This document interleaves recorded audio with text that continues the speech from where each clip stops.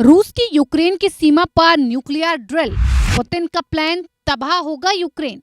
रूस और यूक्रेन के बीच की जंग अब नया मोड़ ले रही है। ये युद्ध तकरीबन 3 सालों से चला आ रहा है और कोई भी देश पीछे हटने के लिए तैयार नहीं है।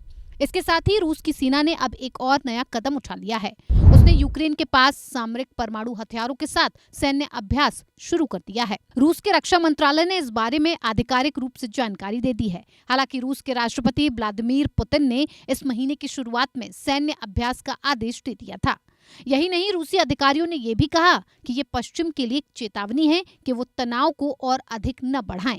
यूक्रेन जंग के बीच रूसी सेना की प्लानिंग कुछ बड़ा करने की है और इसके लिए उन्होंने अपनी स्ट्रैटेजी में भी काफी बदलाव किया है। अब इनके सैन्य अभ्यास में इस्कंदर और किंझल मिसाइलों के साथ टैक्टिकल न्यूक्लियर टेस्ट भी शुरू कर दिए गए हैं।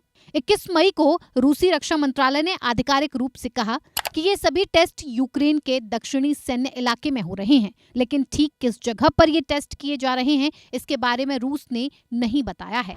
रूस ने अपनी सुरक्षा को देखते हुए और अपनी ताकत को दिखाते हुए पिछले महीने ही रूस के राष्ट्रपति व्लादिमीर पुतिन ने अपनी सेना को परमाणु हथियारों की ड्रिल करने का आदेश दिया था, जिसमें नेवी और यूक्रेनी सीमा के पास तैनात सैनिकों को भी शामिल किया गया था। यूक्रेन के दक्षिणी इलाके, जिसे रूस ने जब जंग की शुरुआत हुई थी तो इन इलाकों में कब्जा कर लिया था, जिनमें बेलारूस का अहम इलाका भी शामिल था।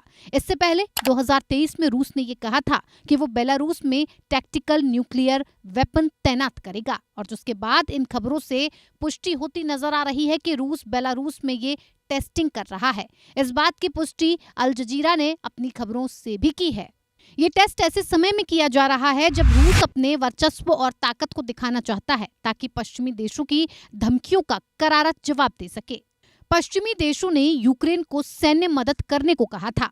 कुछ दिन पहले नाटो और पश्चिमी देशों ने यूक्रेन की मदद के लिए सेना भेजने की बात कही थी।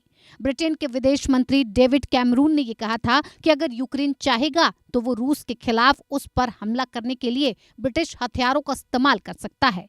क्रेमलिन खास तौर से फ्रांस के राष्ट्रपति इमैनुअल मैक्रो से नाराज हैं, क्योंकि फ्रांस के राष्ट्रपति इमैनुअल मैक्रो ने ये ऐलान किया था कि अगर यूक्रेन ने मदद मांगी तो वो अपने सैनिकों को वहां भेज सकता है। पिछले हफ्ते अमेरिकी विदेश मंत्री एंटनी ब्लिंकन ने अपने यूक्रेन दौरे में कहा कि आज दुनिया का अधिकांश हिस्सा स्वतंत्र दुनिया के लिए लड़ रहा है, जिसके बाद जिस तरह से पश्चिमी देश एक साथ आए हैं, ऐसे में रूस की चिंता बढ़ना लाजमी है। यही नहीं, अमेरिका ने यूक्रेन को ATACMS की 12 मिसाइलें भी दी, जिसकी रेंज 300 किलोमीटर तक है। यानी अगर जंग में इसका इस्तेमाल होता है तो ये रूस में 300 किलोमीटर अंदर तक अटैक कर बर्बादी ला सकती हैं।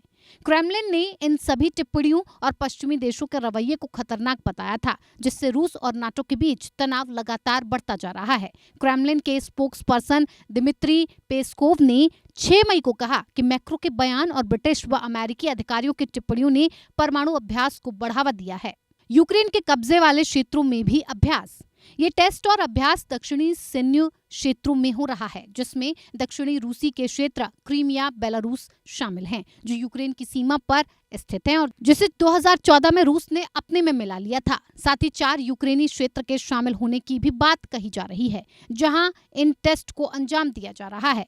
रूसी रक्षा मंत्रालय ने 6 मई को अभ्यास की घोषणा करते हुए इसे पश्चिम के आक्रामक बयानों और धमकियों का जवाब बताया था।